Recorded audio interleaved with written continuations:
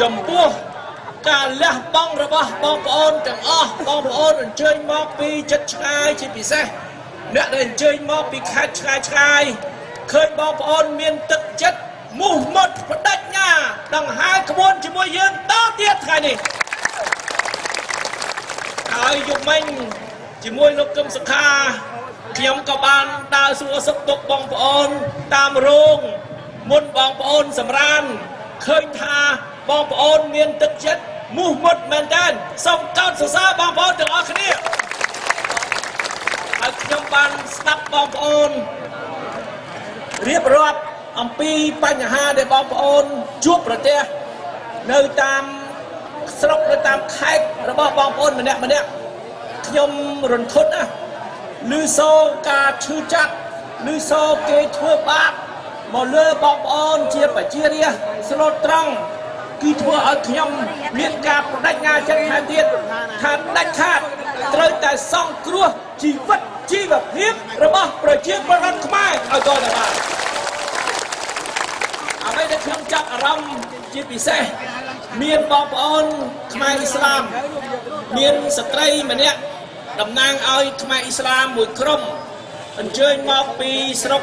មេមត់ខេត្តសំទោសស្រុកស្នួលខេត្តក្រចេះបងប្អូនខ្មែរអ៊ីស្លាមបានប្រាប់ខ្ញុំថា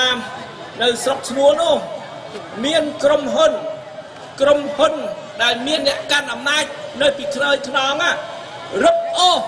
យកដីធ្លីស្រែចម្ការផ្ទះសម្បែងរបស់ពួកគាត់យកទៅឲ្យយួនមែនទេបងប្អូនសូមបងប្អូន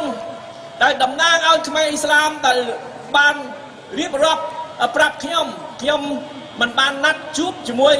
ពួកគាត់ប៉ុន្តែខ្ញុំសូមជួបជាមួយពួកគាត់ដើម្បីប្រកាសថាយើងអត់សុខចិត្តទេ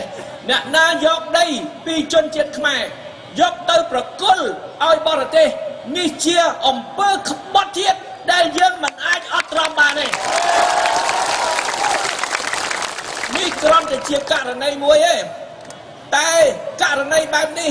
ច្រើនណាស់នៅខេត្តនានាច្រើនណាស់ដូចជានៅខេត្តកំពង់ធំនៅខេត្តកំពង់ចាមក៏មានក្រុមហ៊ុនបរទេសដែលមានអាជ្ញាធរមានរដ្ឋអំណាចនៅពីក្រោយមកធ្វើបាបប្រជារាស្ត្រខ្មែរដេញបងប្អូនពីផ្ទះពីសម្បែងបងប្អូនយើងអត់សុខចិត្តទេដូច្នេះសូមឲ្យបងប្អូនអ្នកស្នេហាជាតិទាំងអស់រួបរวมគ្នាជាមួយគណៈបកសង្គ្រោះជាតិការពារប្រជារាស្ត្រខ្មែរការពារដីធ្លីស្រែចម្ការផ្ទះសម្បែងទឹកដីរបស់យើងកុំឲ្យគេប្លន់យកទៅឲ្យបរទេសឈ្លានពាននឹងហើយដែលធ្វើឲ្យយើងមានកម្លាំងបងប្អូនកម្លាំងចិត្តគឺយើងត្រូវតែហ៊ានលះបង់អ្វីទាំងអស់ដើម្បីសង្គ្រោះជាតិយើងការពារទឹកដីយើងការពារស្រែចម្ការយើងផ្ទះសម្បែងយើងព្រៃឈើព្រៃភ្នំបឹងបួទន្លេកុំឲ្យគេកាត់ស្រុកយើងជាដុំយកទៅលក់ឲ្យក្រុមហ៊ុនឯកជនយកទៅលក់ឲ្យក្រុមហ៊ុនបរទេសយើងអត់សុខចិត្តទេបងប្អូនការពារទឹកដីមាតុភូមិកម្ពុជាឲ្យនៅបានគង់វង្សជានិរន្តរ៍ពួកអ្នកដឹកនាំប្រទេសសប្តាហ៍នេះគឺគេបន្តការសម្លាប់ជាតិបងប្អូន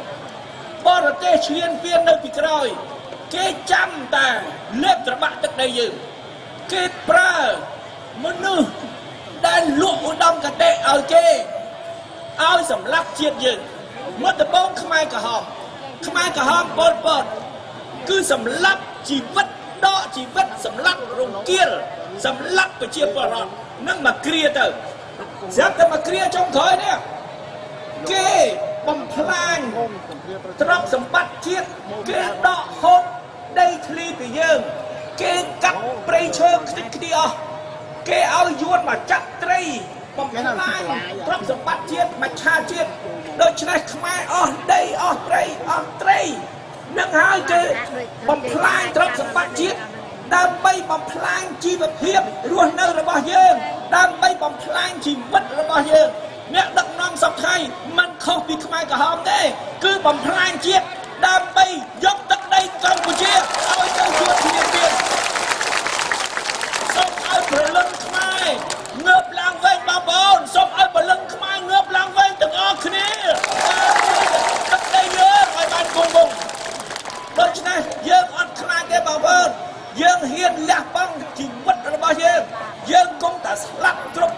ណាមួយប៉ុន្តែយ៉ាងហើយណាស្លាប់ឲ្យមានន័យ